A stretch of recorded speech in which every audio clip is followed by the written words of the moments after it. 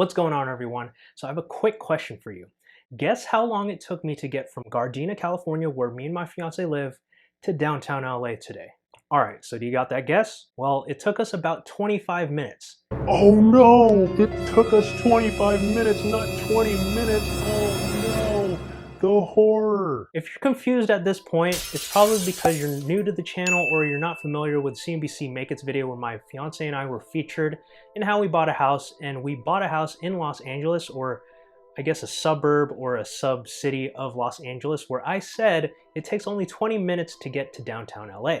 Regardless of that, it took us a little bit more than 20 minutes and we had to do some work down there, but that leads me to today's sponsor. I'm totally kidding about the sponsor like I always do because I'm still a small YouTube channel, but I do want to give a shout out to JLux Label. So JLux Label is an e-commerce fashion platform that sells the latest trends. They have influencers that rep their brand like Cardi B, Chrissy Teigen, some, Instagram models, all the sort. But basically, they have a really cool brand. The reason why I'm giving them a shout out is because my fiance and I have been doing a little bit of work for them for the last couple months. But the reason why is because we actually had to go to their warehouse, which is in downtown LA, and then we did this LA haunted self-guided tour after work was done there. Since I live in Los Angeles and I'm just another one of these YouTubers, but I'm also just a simple ordinary guy, I wanted to share with each and every one of you this super cool, ghouly, spooky, self-guided tour that's just around downtown LA.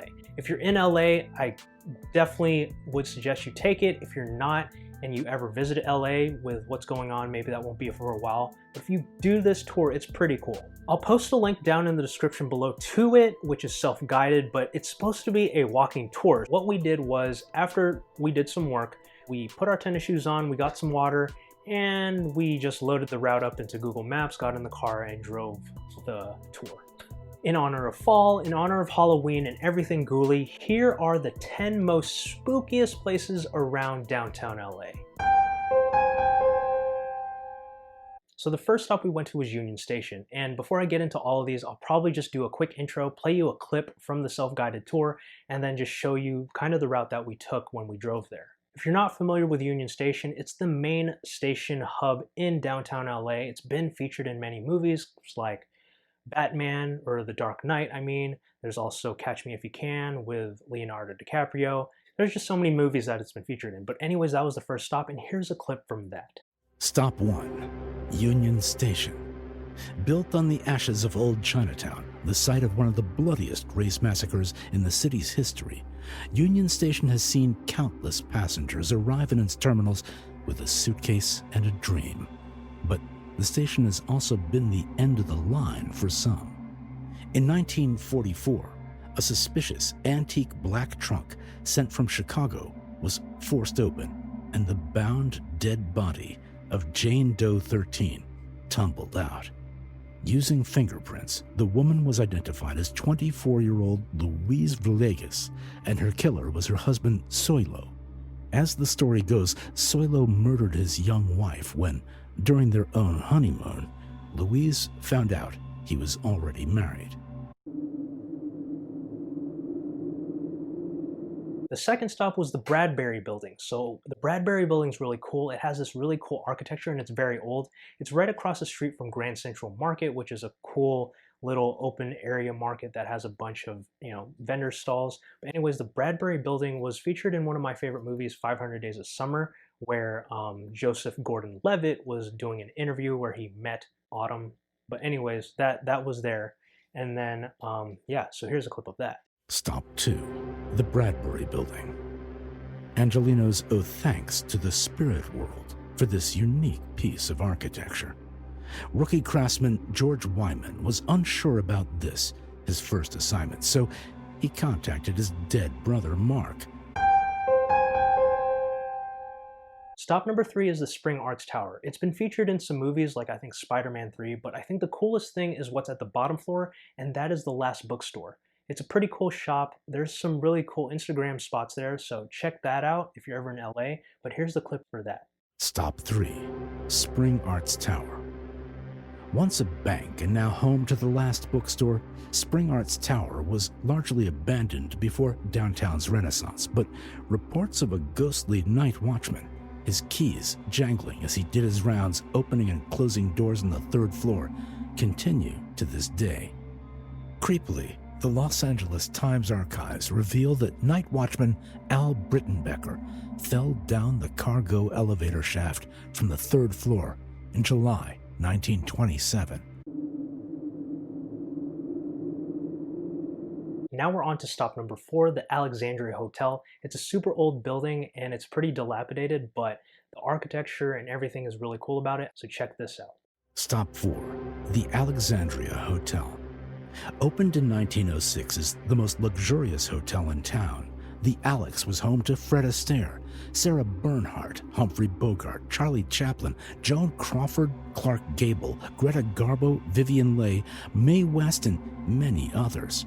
It has some supernatural residents too, including a woman dressed in black who glides along the corridors, and a mysterious young female who dances in the Palm Court Ballroom. And number 5, we're halfway through here, is my favorite. It's the Cecil Hotel. If you're familiar with things like American Horror Story Hotel, I think that was one of the seasons where it was featuring a hotel haunting. That season is based on the Cecil Hotel. And then it was also more recently where Elisa Lam died. She happened to drown in a water tank on the roof, which this is a pretty spooky place, and I think I've watched so many YouTube videos on it. Check this out. Stop 5, the Cecil Hotel. The building at 640 Main Street has been known as Stay on Main for several years, but the building's landmark status means that the striking blood-red Hotel Cecil signs that flank the edifice will remain for good. In fact, they've become sort of a beacon for fans of the macabre. That was long before it was made world famous by the bizarre death of Canadian student Elisa Lam, whose body was found in the rooftop water tank in 2013.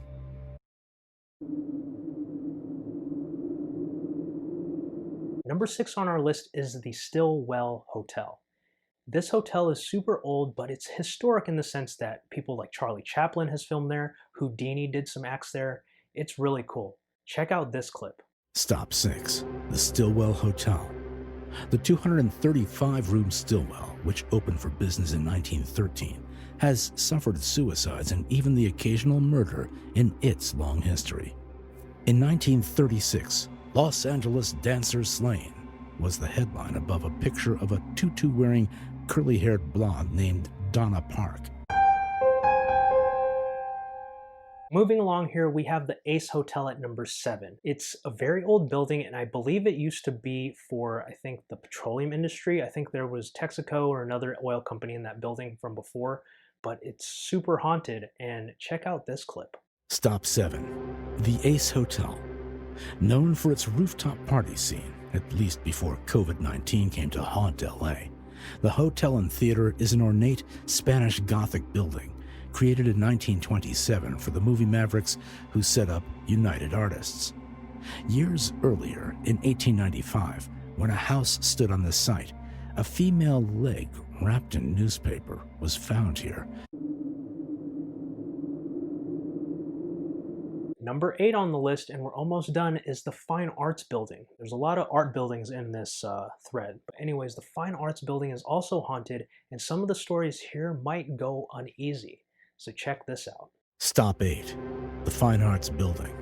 You'll spot spooky gargoyles and griffins on the outside of this Romanesque Revival building, which opened in 1926.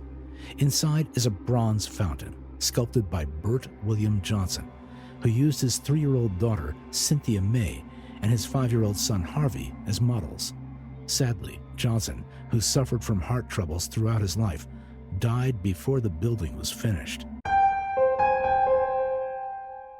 Number 9 is probably the most famous building you'll recognize on this list, or it's just been in a lot of films. It's the Millennium Biltmore Hotel. The Millennium Biltmore was featured in Independence Day, like when the First Lady was calling Bill Pullman in Washington, D.C. It's been featured in a lot of old series like my mom's favorite, Murder, She Wrote.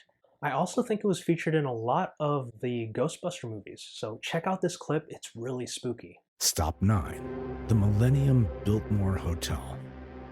The Biltmore hosted the first few Oscar ceremonies and is decorated with angels, but the swirl of glittering chandeliers and afternoon tea can be misleading.